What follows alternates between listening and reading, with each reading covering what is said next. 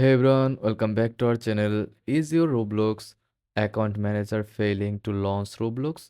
Don't worry, I have got some quick fixes to get you back into the game. Let's go.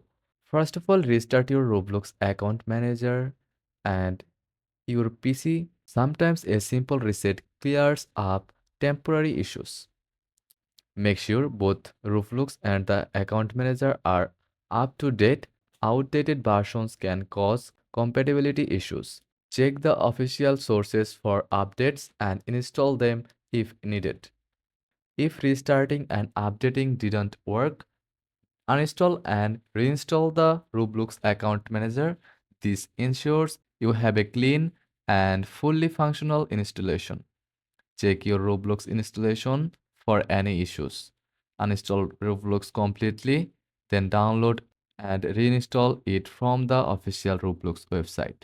That's it. These steps should help you fix the problem and get Roblox account manager working again.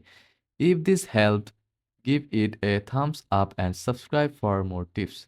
Happy gaming!